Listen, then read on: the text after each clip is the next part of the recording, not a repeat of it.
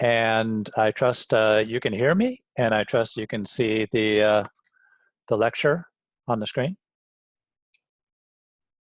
Okay, good. Okay, so tonight is our last topic for this semester. And our last topic is column buckling.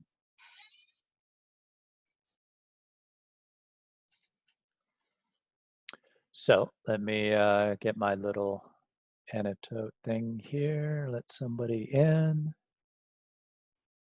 Here we go. Okay, so let's get started on column buckling.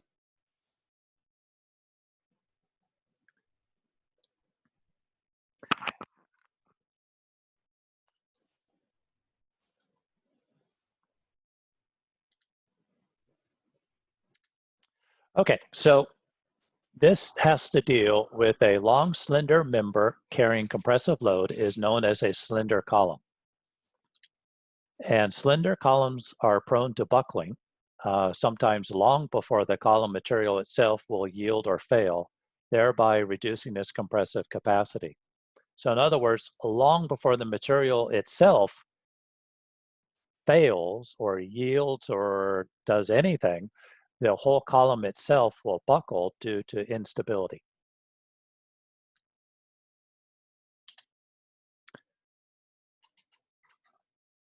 So we have, we're going to call this a crippling or a critical load, a P critical load. And if P is greater than this P critical load, then the column can start to buckle out of plane.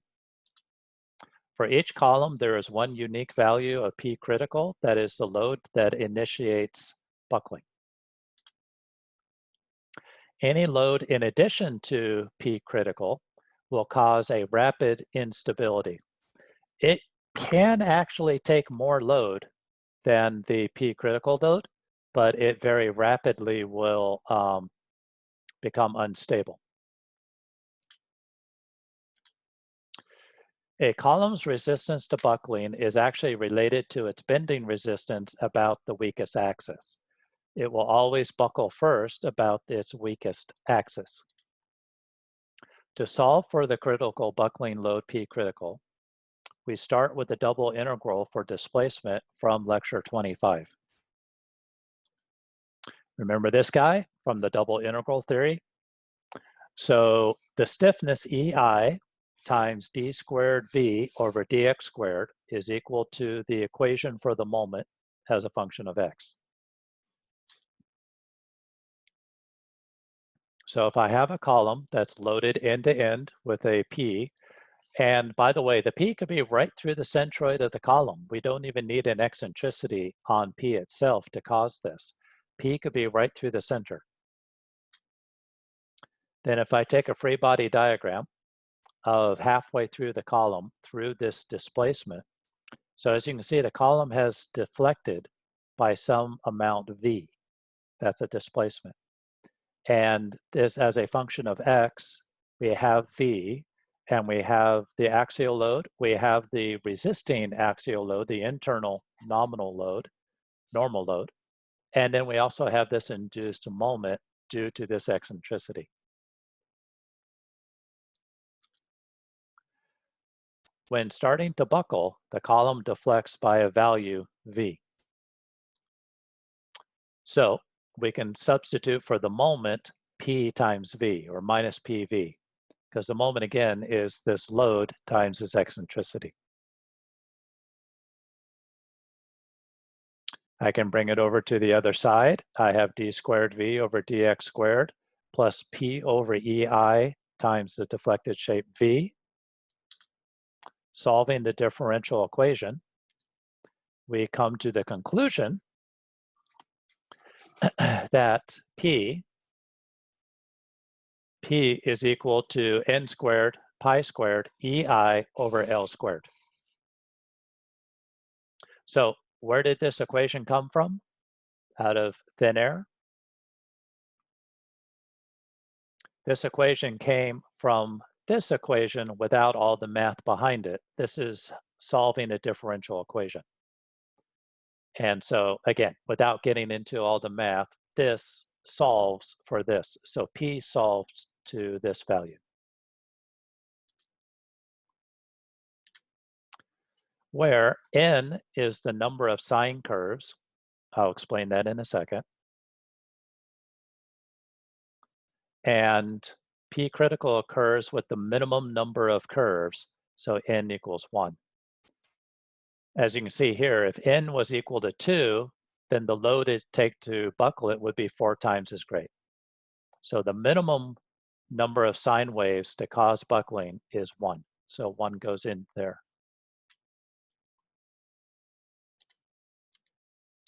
So P critical, again, n equaled 1, so 1 squared is 1. So P critical simplifies to pi squared EI over L squared. And this is known as the Euler buckling load. So this is Mr. Euler. Leonhard Euler, from 1707 to 1783, was a Swiss mathematician, physicist, astronomer, geographer, logician, and engineer. This guy was amazing. I'll just take a minute here to talk about Mr. Amazing. Considered one of the greatest mathematicians of all time and the most prolific, his life work fills 92 volumes.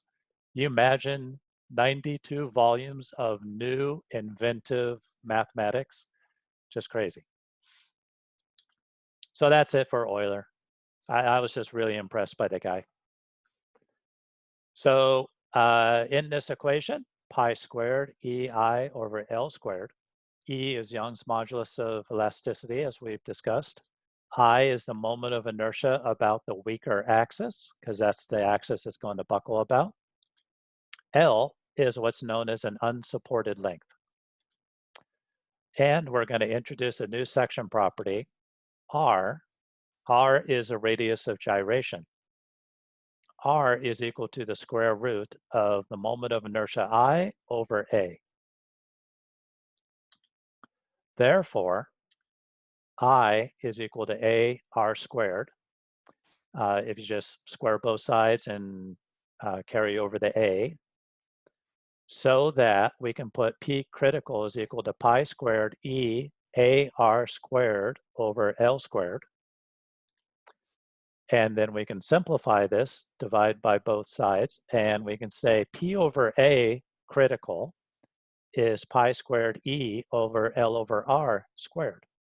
And what does this give us? This gives us a critical stress. So this equation is still valid. This is the critical load, but this is a critical stress. And sometimes that's useful to look at as well. So sigma critical is pi squared E over L over R squared. L over R is known in our industry as the slenderness ratio. So you could have a column that is 4 feet tall and be immensely slender. You could have a column that's 100 feet tall and not be slender. It all depends on the section properties. As the slenderness ratio increases, then the critical buckling stress decreases, like so. So here's a chart where what I'm showing is slenderness ratio on the x-axis and stress on the y-axis. If you have a slenderness ratio that's less than about 65 or so, then the column's going to fail by yielding first. It's not going to buckle, it'll actually yield. But as we start getting more and more slender out here beyond 65, then the load or the stress at which it fails is going to be a stress somewhat less than the yielding stress. And as you get way out here in the 150, 200 range where you're really slender, you really got to be careful because this stress here causing it to buckle is much, much less than the yielding stress. And this can really get you in trouble if you're designing and not carefully accounting for slenderness. Okay, so let's look at an example. I have a steel column with pin supports top and bottom, and this column happens to be 36 feet tall between supports. The steel is a W12 by 58 shape So this is what the steel looks like in section. These are the section properties right out of the steel manual. I assume that this is going to be grade 50, and we are looking for the buckling load. The P critical buckling load is going to be pi squared EI over L squared. So I can fill in those values. Pi squared, 29,000 KSI for steel. The I is 107 inches to the fourth, about the minor axis. Major axis doesn't play into this, doesn't matter. It's the weaker of the two. The unsupported length is 36 feet, and I have to be sure that I have my units correctly. I've probably said this, 2,000 times now, but it's probably not enough. You always, always, always have to make sure that your units are congruent. I have kips per square inch, I have inches to the fourth, I have feet. You have to convert this to inches before you can solve. And this solves to be 164.1 kips. The critical stress is 164.1 kips over the effective area of 17 inches. And so the critical stress for buckling is only 9.65 KSI, much, much lower than 50 KSI to yield the beam. So this is a pretty slender case here, where your buckling stress is a fifth of your yield stress. With pin supports and no intermediate support, this column will buckle long before it yields.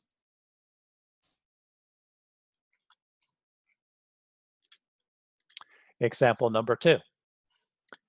We are going to look at the same column, same supports, same length, but this time we're going to use a tube steel that has this shape. I picked a tube steel that's a 12 by 12 by 3/8 shape. The area is actually a little bit less than the steel beam, but here, because of its symmetry, the moment of inertia about the X is the same as the moment of inertia about the Y, which is 357 inches to the fourth.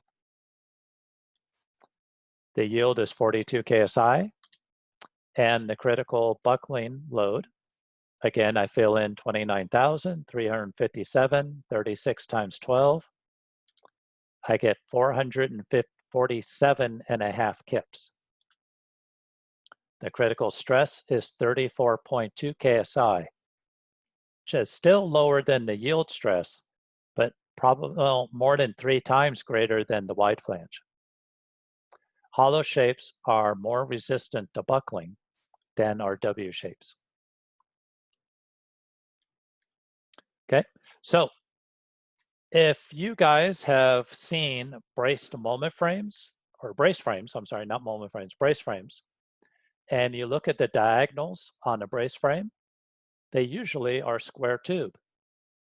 If any of us ever make it back to building 17 on campus, look at the exposed brace frame, and it's an exposed tube steel.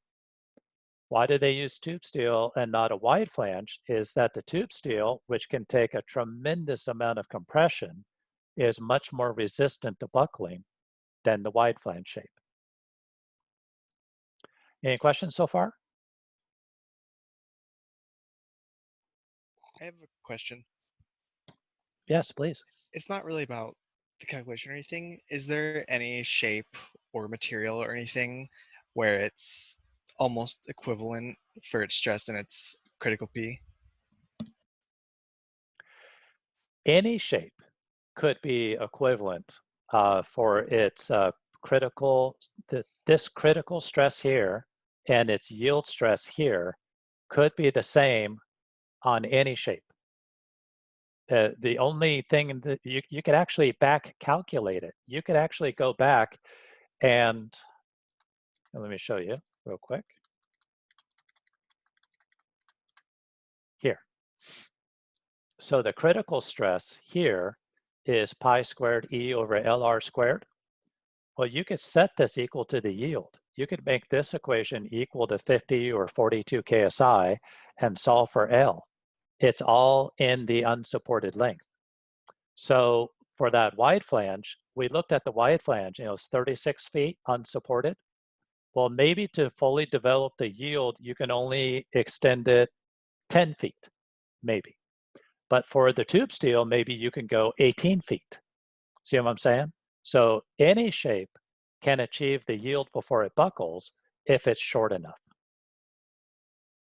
Okay, so it all just depends on the slenderness ratio, really. It all depends on this Okay. right here, the slenderness ratio. Yes, absolutely. So if you're trying to select your job, maybe like architecturally speaking, they want columns that are long and slender. They want the long, slender, 40-foot story height type look. And they say, can we make it work without buckling? I said, absolutely. I can make it work without buckling. Now the columns may be 3 feet wide, but I can make it work. See, so it's all in the unbraced length divided by this R, this radius of gyration, which is a function of the moment of inertia and the area. So I could go 200 feet with a column, and it won't buckle if I had this ginormous column that's 18 feet wide. See, so it's all proportional. Okay, thank you. Okay, cool. Oh, you know what? That was such a good question. So it all goes back to this. See, so it's L over R. If you're under somewhere in here, then it's going to yield first. If you're higher than this, it's going to buckle first. This is your crossover point. And it's simply a function of L over R. So you could have a very small R, in which case you got to have something pretty short before it buckles, or you could have a very large R, in which case you can go really tall without buckling, right? So maybe the example is if you've seen some of these freeway overpasses that we all drive under every day, that is if you get out and drive these days, but some of these overpasses, those columns are really, really tall. I'm thinking of where the 10 freeway meets the 57 and the 71. And that 57 goes up in an angle up and over the 10 freeway. That's got to be over 100 feet from the 10 freeway to the underside of the 57. That's a very tall column, but it's also a huge column. That column is what, 12 feet diameter or something like that? So it's all proportional.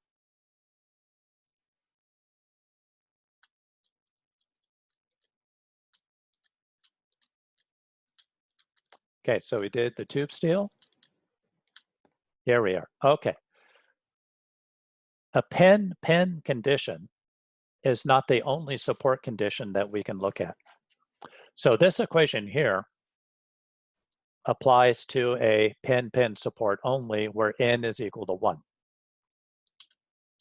And what I meant by sine wave is this is one sine wave. And the shape of it is based on the shape. If you put a support here in the middle, I didn't draw this in here, but I can do it like this. If I happen to have a support here in the middle, then you would force this thing into a shape like this. And now you have two sine waves. See? So just pen-pen produces one sine wave. And so we're introducing a new concept called K. And we're going to add K. K is a modifier to the effective length.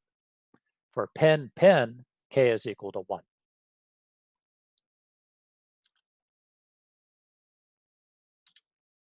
Other support conditions will change the number of sine waves. The K factor introduced to modify the pen-pen n equal 1.0 waves. So here I have a fixed condition. And a fixed condition, I have zero slope at the top, zero slope at the bottom. So it takes a little bit longer for it to develop into this characteristic sine wave. So the effective length is only half of the actual length, when you fix it top and bottom. So K is equal to 0.5, so that you have half of your original effective length. Everybody with me here, or we have any questions? Why is it half again?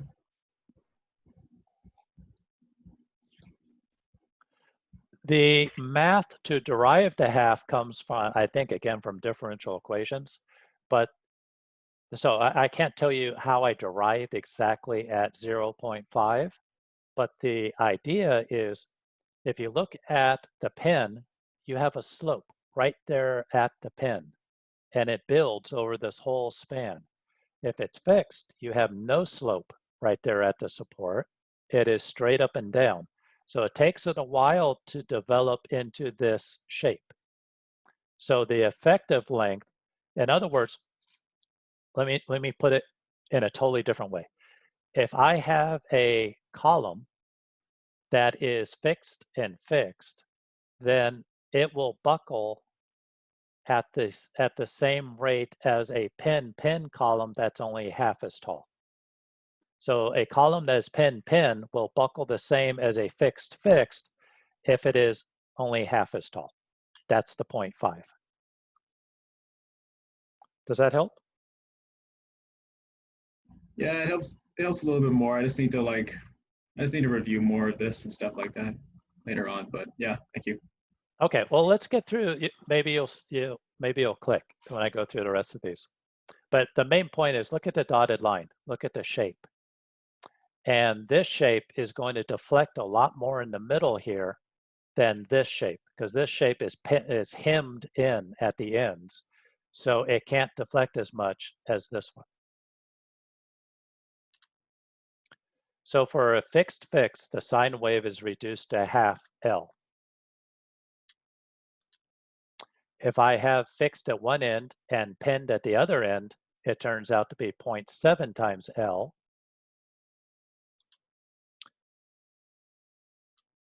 And if I happen to have fixed and no support, then this thing's going to sway into this shape here.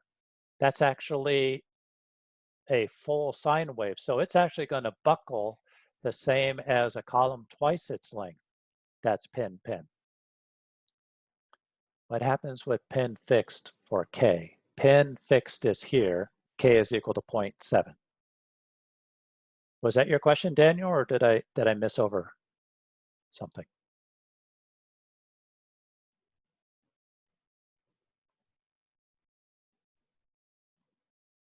Okay. For a fixed free condition, the sine wave length is doubled, making this condition very susceptible to buckling. So again, the idea is that if you have this situation here, it's free at the top, fixed at the bottom of a length L, it would be just as likely to buckle as a column that is pin supported that is twice its length.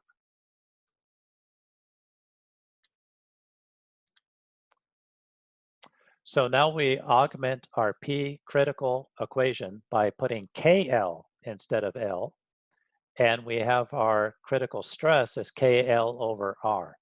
So in other words, K just makes these lengths an effective length based on these support conditions. Effective slenderness ratio. Okay, any other questions here?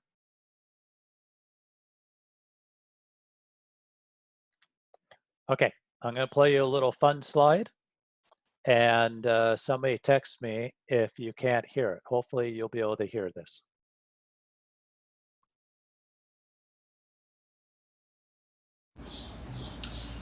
Hello class, today we're talking about column buckling. So I have a little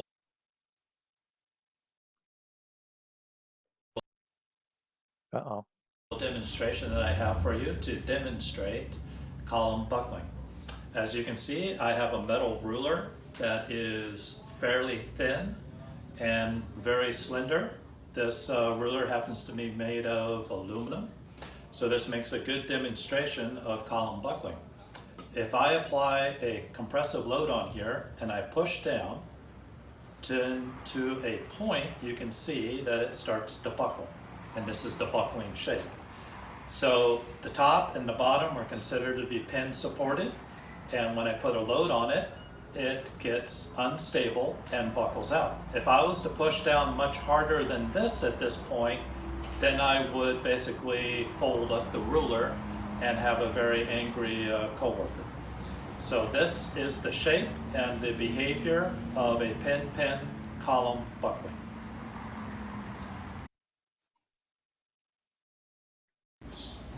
Oh, okay, don't want to do that again.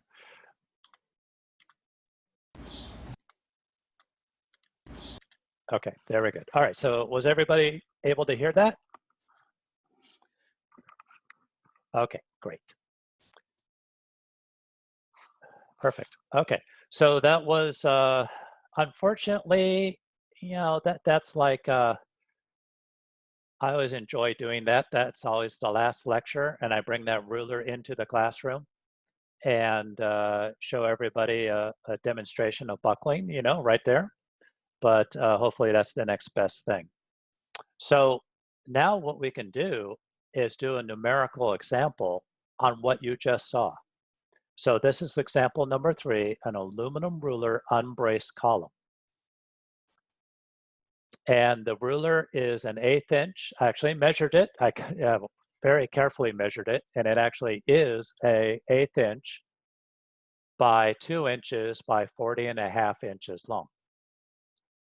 So the moment of inertia about the minor axis is a very small number indeed, but it's 3.2552 e to the minus 4th inches to the 4th. I pulled this value from the textbook, assuming for aluminum. I know the ruler is aluminum, so this is our best guess for the Young's modulus. So if I solve for my critical buckling load, I plug in all my values, 10,000 KSI, 3.2552 e to the minus 4th, 40.5 inches squared, and I get 0.0196 kips, or 20 pounds. 19.6 pounds is what it calcs out to be. When I did this a couple of years ago, I was really curious. So I took that and I pushed down on it just to the point of buckling on our shipping scale, which is hard to do. You can imagine it's really kind of hard to do because it's kind of a dynamic load, but it did measure somewhere around 16 pounds. So we're in the ballpark, right? We're in the neighborhood of, and again, we assume 10,000 KSI for the Young's modulus. Okay, guys ready for the next one?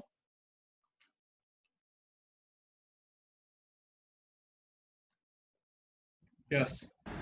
Okay, and for our second demonstration, we're going to take the ruler and we're clamping it off so that the unbraced length is 35 inches instead of the original 40.5 inches.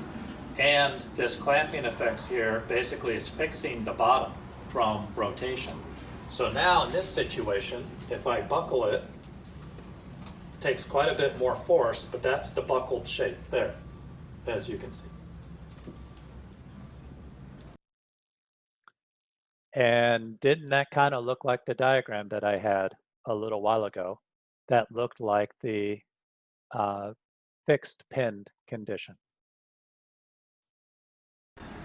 Oop, okay, don't want to do that again. Okay, so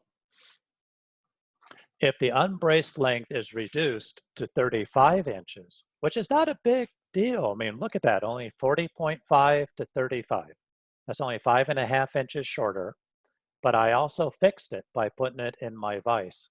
So now I go through and calculate what my new critical buckling load is.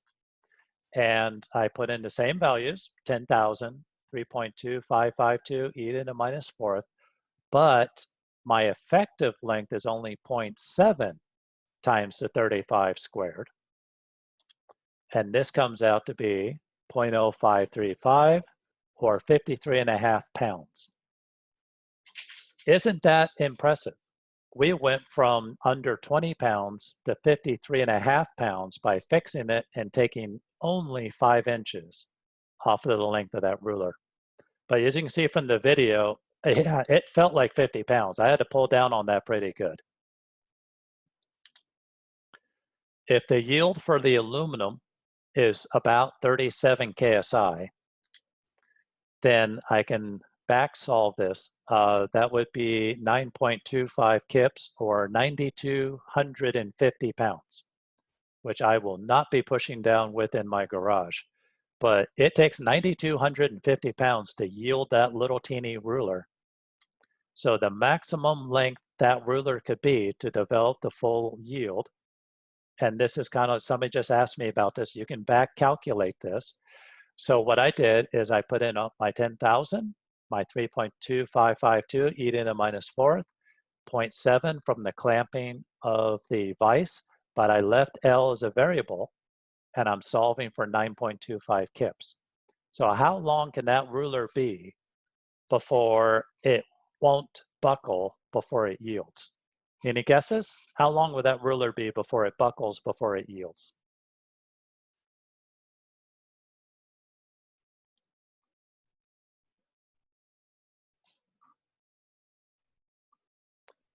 Somebody's got to have a guess, right? Well, it's gonna buckle before it yields, right? Not if it's short enough. Oh. So how long can it be?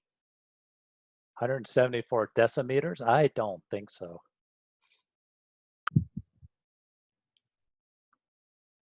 Couple inches. Couple inches. Now we're getting in the ballpark. So essentially, it'll just snap, right? Right as soon as we put that amount of force. No, it will yield. Oh, And yeah, and we're not putting a bending moment on it because we're loading it through the center of the ruler. So what it's going to do, it's kind of hard to visualize this, but it's actually going to yield. And so what that means, without bending, without folding over, it just gets shorter.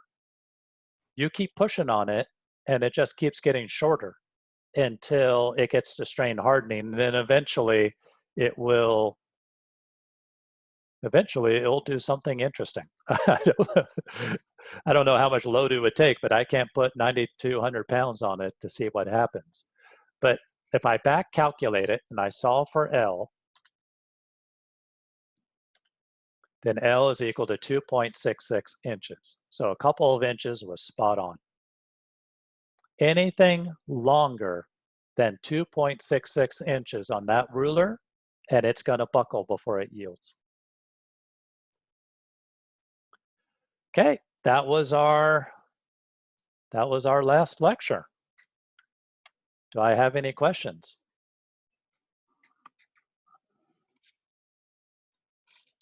I have a question. Yes. Can you explain like the least moment of inertia again? I'm not quite sure about that. Okay, so that ruler was shaped like this, right? Yeah. And if I draw in some coordinate axes, okay, so this would typically be taken as the x-axis, and this is the y-axis, right? So the moment of inertia about the y-axis is trying to bend it this way. The moment of inertia about the x-axis is trying to bend it this way. Okay. As you can see, the moment of inertia about the x-axis is much, much larger than it is about the y-axis. Daniel, yes, this is a section. This is a top view section of the ruler. So in the P critical equation, here's I right there. All right. Right? So the larger I gets, the larger the load gets before it buckles. So that means it's going to buckle on whichever axis is the weakest. And in this case, it's this axis. Okay. And when you saw the video, that's exactly the axis that it bent out on, isn't it? Yes. Okay. So did that answer your question? Yeah, that answers it. But you said for this case, the x moment of inertia was the larger one? X was Okay. larger, Yeah. the moment inertia about Y is much smaller. Yeah, that's why it was buckling in that Yes, direction. and Okay. that's what we calculated was IY. If you wanted to calculate IX, then you just put the 2 here and put the eighth inch here, Okay. and that's going to be much larger. Got it. Thank you. Okay. We got plenty of time, so I'm sure there's folks who want to ask questions about the final, and that's fine. Just any more questions about buckling?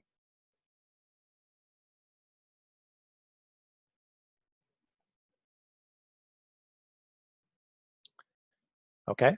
Well, I guess suffice it to say, though, that buckling really happens. It is something that is a real structural problem, and it really happens. I don't know how else to say that. Let me go back to, and I'll get to your final questions in just a second.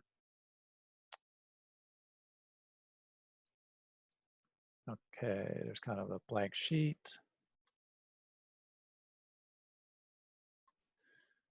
So there have been quite a few structures where somebody had a column that looked like that, and that in its own is not a problem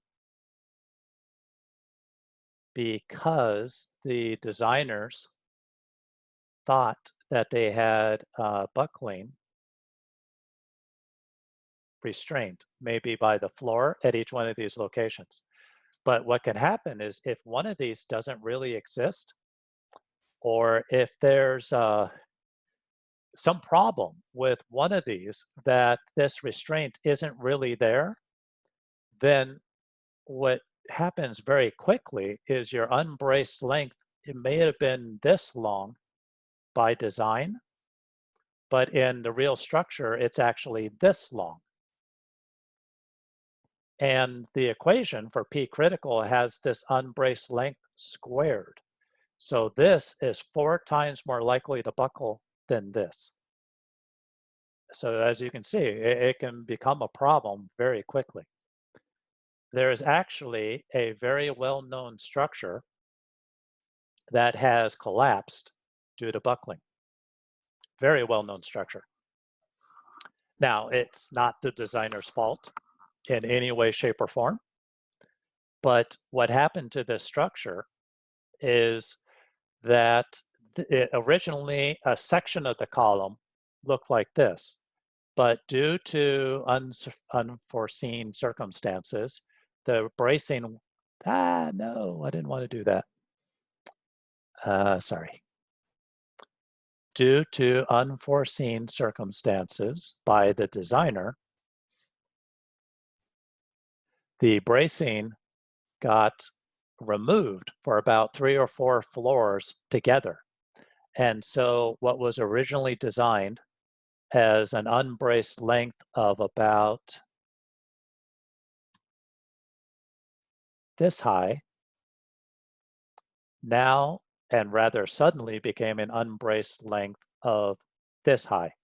And all these columns buckled and failed. It didn't help that there's a huge fire inside here that was raising the temperature of all these columns at the same time. So the stiffness was going down, E was going down very quickly, and the unbraced length was increasing very quickly, and all these columns failed. Anybody know what building I'm talking about?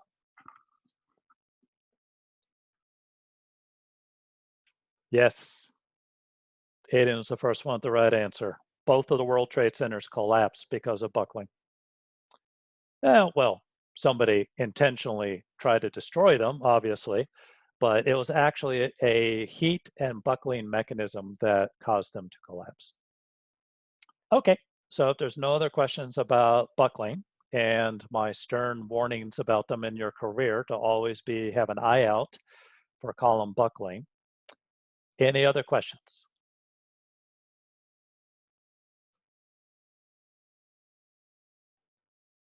So slenderless ratio is used for like flexibility of a beam, right? To be sure. something like that, or Slenderness ratio. ratio? Uh, I think it's Beams. something like that. Beams do use the term. The Or term column, is I meant to used. say. Yeah, but it's not for buckling. But Oh, okay. beams will use a slenderness ratio for deflections. In other words, you might hear somebody say, well, for cast in place, you really shouldn't have a slenderness more than about 20 to 1. Okay. But for pre-stress, you can go to 45, 50 to 1. But that's a totally different usage of the term. Here, slenderness ratio is specifically in terms of buckling. Oh, okay. Got it. Okay. Got it. All right. Anybody have questions that they want to ask me about the final? Yes. So can we start it at any time we want? So like it starts at 5 and then it ends like at 7, I'm guessing? It Okay. starts at 5 and it ends at 7. I set it so that, let's make sure I didn't mess that up. I set it up so you couldn't start it too early. Okay. Take a look at that.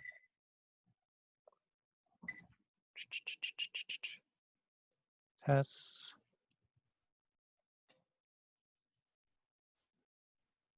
Okay, I did it good. All right, so after 4:30 on May 13th, May 13th is a week from today, I hope. It should be the following week from today on Wednesday. And you can start it as early as 4:30. That's when it becomes available to you. Really, it's geared for you to start at 5 and finish at 6:50. But when you start it, you're going to go through the very exact same procedure as you did last time with the respondus. And so it goes through this little rigmarole where you ID yourself and sweep your area and stuff like that. So anyway, that takes a few minutes. Once you get into the test, then you will have 1 hour and 50 minutes to complete the test. Okay, so does that answer your question about when you can start? Yeah, so like, but no matter what, it ends at like 7 o'clock, no matter what time you start, right? No, no matter what, it ends 1 hour and 50 minutes from when you start. Oh, okay, because that's what I was, let me sure. So what if I say I started like at maybe like 5:10 for whatever reason? So then I would have, You so get I an would have, hour and 50 minutes. Yeah, I think oh, I set it up so that you can't start it any later than 7 or 7:30. oh, okay. That's to start it. And once you start, the software has its own timer. So it's just going to give you, from the minute you actually start, it's going to give you 1 hour and 50 minutes. Yeah, because I have a final that ends like 10 minutes before the final for this class, so I don't want to be late for any reason though, so starting it. All right, Okay. thank you. Okay, any other questions? So yeah, you can't start past 7. Turn in calculations, yes. Yes, Joseph, your question is going to be exactly like the midterm. You're going to gather up all of your handwritten notes and your handwritten work and note, 1 page of notes, and you're going to scan those and send them up into the final. It's an assignment called final, and you'll do it just like the homework, just like you did on midterm 2. You can start anytime before and still get the 1 hour. It's 1 hour and 50 minutes, not 1 hour and 30 minutes. But you can't start anytime before. You have to wait until 4:30. Somebody asked about the questions. I'll tell you this, I actually wrote it so that there are 4 problems, but you will see a 5th problem. The 5th problem is extra credit. It's only 5 minutes or 5 problems, but it's kind of fill in the blanks, 5 questions, extra credit. So there's a 5th problem. Don't freak out when you see it. There are only 4 real problems, and then the 5th one is extra credit. Kyle, you still get time to turn in your work after the hour and 50 minutes. Yes, it's going to be just like the midterm. I'm saying 15, 20 minutes after you submit. Okay, Eric, will content from midterm 1 be included? Yes, it will. Midterm 1, midterm 2, this is a comprehensive final that covers the entire course. So let me talk about that for a minute. Yasmin, I see your question as well, but let me address this real quick.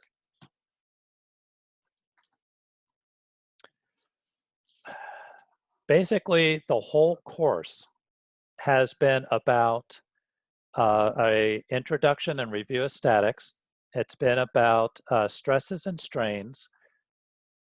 We've talked about mechanical properties of materials, Hooke's law. We've talked about those axially loaded problem sets where you had normal stresses and forces on an axial. And we had geometric properties of areas. We had torsion problems. We had bending. Since the second midterm, we have had unsymmetric bending, transverse shear, combined loading, thin wall pressure vessels, stress and strain transformation, including Mohr's circle, and deflection of beams by the elastic curve, and displacement by integration, the energy method, and buckling of columns that we just did today. Okay, so as I've stated before, the emphasis of this final is on the material that we've done since midterm 2. That's going to be the main focus, is on combined loading, biaxial bending, the shear formula, and stress and strain transformations. The stuff that we have done that you didn't do any homework on, like deflection of beams, the energy method, and obviously what we just did in column buckling, that could still be on the test, but it's not going to be a main problem.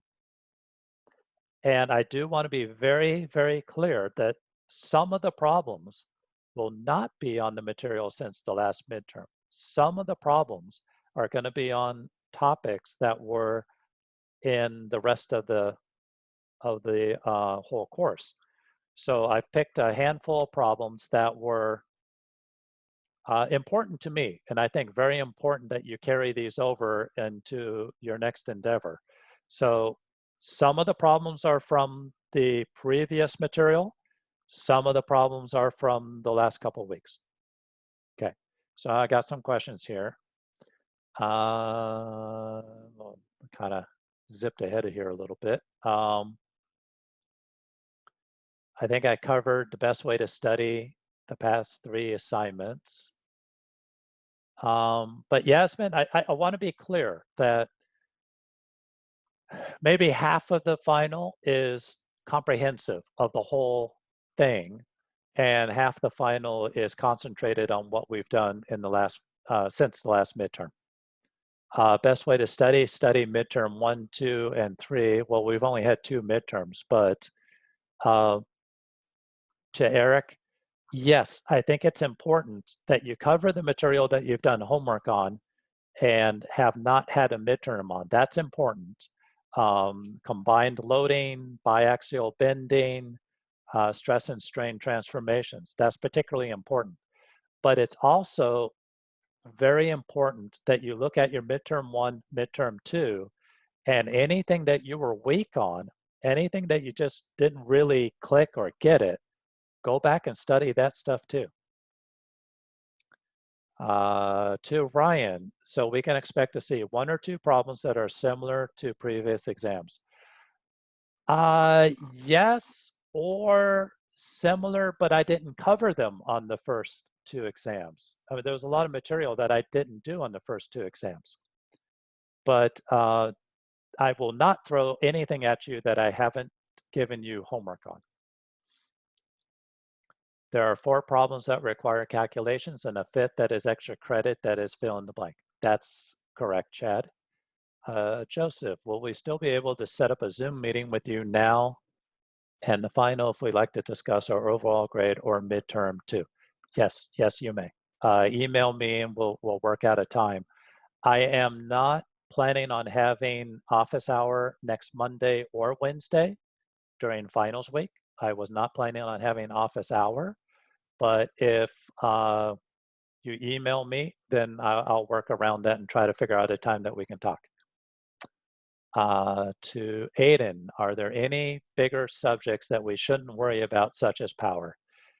Yeah, don't worry about power. Don't worry about power, and I tell you what, don't worry about thin wall pressure vessels. That was kind of a off subject that I didn't really put a lot of emphasis on that. But I think you guys can tell we've talked together now for what, 15 weeks? I think you can tell what's important to me. So I would focus on those. And again, I just can't overemphasize. Look at your midterm 1, look at your midterm 2. If there's stuff in there that you are just not sure of, you're not clear on, you just gave it your best shot, but you really didn't know what you were doing, focus on that stuff too. Probably the best thing you can do. If there's stuff that happened on the second midterm, and because of this situation that we're in, you're not sure what happened to midterm 2, then let's set up an office hour and we can go over it.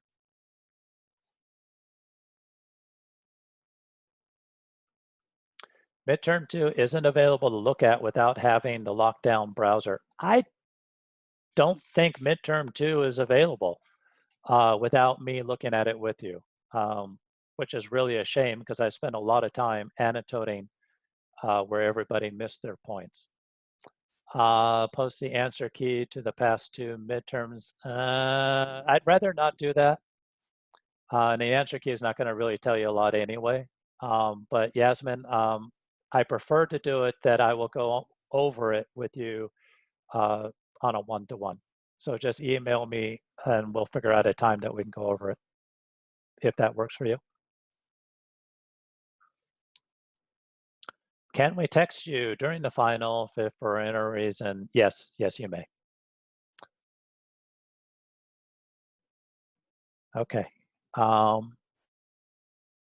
Yeah, if you have a catastrophic, complete collapse of infrastructure, whatever, yeah, please do text me. Anyway, you can email us midterm 2, like with your notes. Nah, I don't want to do that.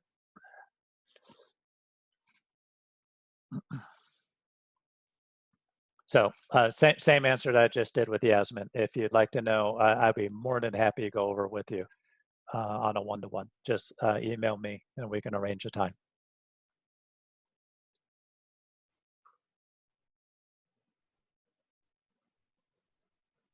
Anybody else?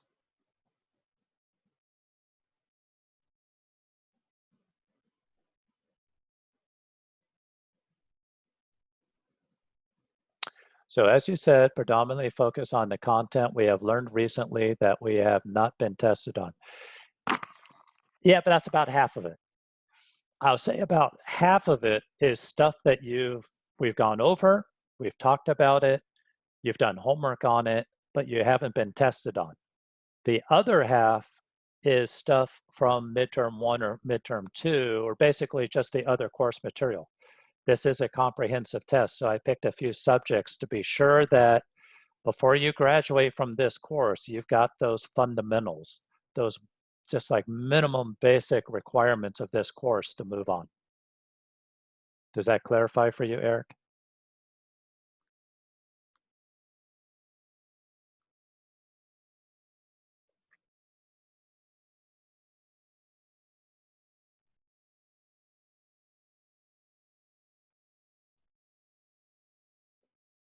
Yeah. Okay. Anybody else? Any questions? Oh, just to be sure we can have with us while taking a final is basically everything we had for midterm 2. That is exactly right. Yep. It's going to be exactly the same rules. If you didn't buy the textbook, you got to figure out what you want to print and have in front of you. More is better than less when it comes to the textbook, because you never know where I'm going to pick from. It is comprehensive. But yes, I think answering your question, Joseph, the rules of the final are exactly as midterm 2.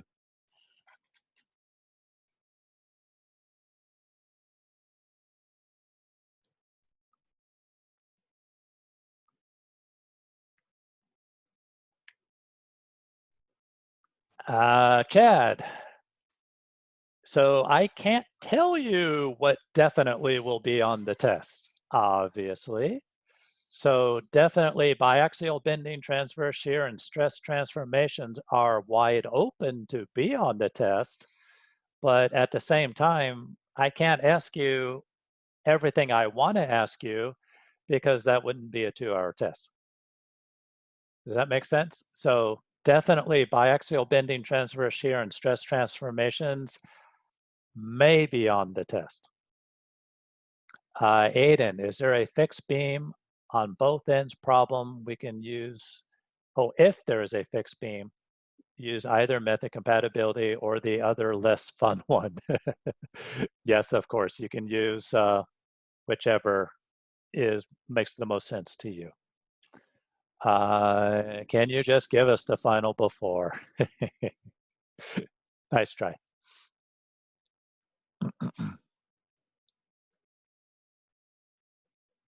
So I just want to make sure that I haven't said anything that would misconstrue somebody to say, okay, great, this weekend all I need to do is this.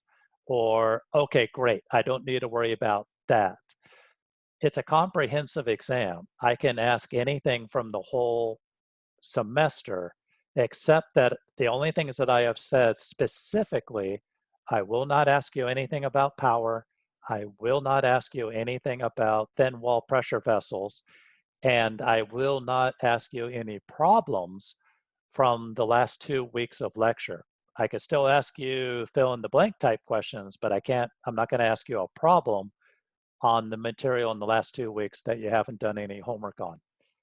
Anything else that we've done on this whole semester is available for this final. And all I can kind of guide you with is roughly half of it is from the new material and roughly half of it is from the previous material. So I hope I'm clear on that.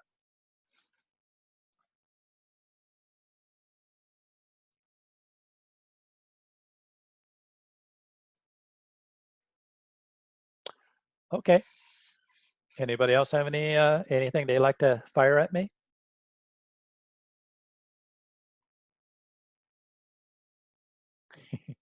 Thank you, Kyle.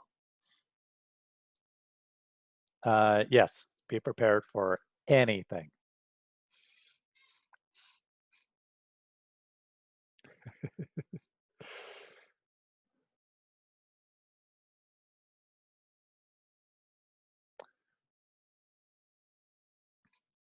Okay, if nobody else has any questions, I'm going to end this presentation. Again, please remember you can email me and we can set up anytime. Well, not anytime, I still got to work, but we can set up a time that we can work together to do a one-on-one if you like. Okay, thank you, everybody. And thanks for putting up with this whole situation. I think we made the best of it that we could. So good luck to everybody on your final. Make sure you breathe and take your time and read everything carefully. And the best of luck to everybody.